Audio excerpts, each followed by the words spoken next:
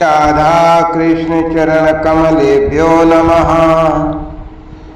मायाधिपति श्री कृष्ण और माया अनमोल वचन में सृष्टि के आरंभ में परब्रह्म परमात्मा भगवान श्री कृष्ण ने माया को अपने पास बुलाकर कहा कि मैंने संसार की रचना कर ली है, अब इस संसार को चलाना तेरा काम है। माया ने कहा भगवान मुझे स्वीकार है, किंतु एक प्रार्थना है।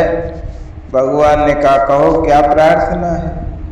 माया ने कहा प्रभु इस संसार को चलाने के लिए जिन आकर्षणों की आवश्यकता है वो तो सबके सब आपके पास है, उनमें से एक आध मुझे भी दें ताकि मैं जीवों को अपने जाल में फंसा कर रख सकूं।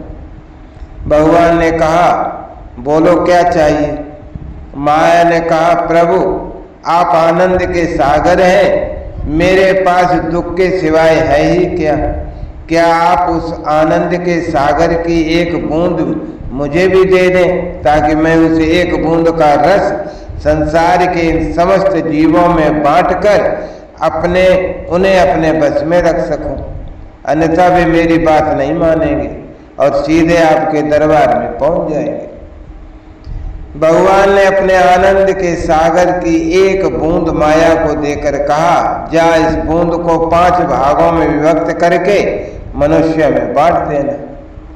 प्रसन्न होकर माया ने भगवान से कहा प्रभु आप निश्चिंत रहें, आपके द्वारा सौंपे गए कार्य में कोई विघ्न नहीं आने दूंगी।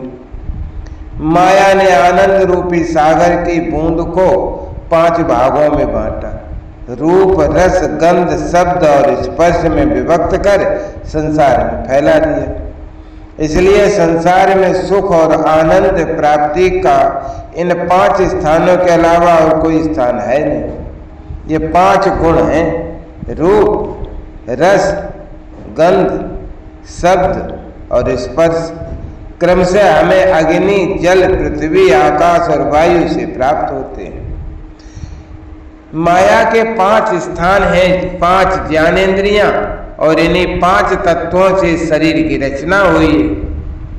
इन्हीं 5 तत्वों को ग्रहण करने के लिए भगवान ने हमें आंख नाक कान जिह्वा त्वचा ये 5 ज्ञानेंद्रियां दे रखी हैं। नासिका के द्वारा हम पृथ्वी की गंध रूपी गुण को स्वीकार करते हैं, जिह्वा के द्वारा जल के रस रूपी गुण को, कानों के द्वारा आकाश के शब्द रूपी गुण को, आंखों के द्वारा अग्नि के रूप गुण और सुंदरता को और त्वचा के द्वारा वायु के स्पर्श गुण को ग्रहण करते हैं। माया के द्वारा फेंके गए माया जाल में मनुष्य बहुत बुरी तरह जकड़ा हुआ है।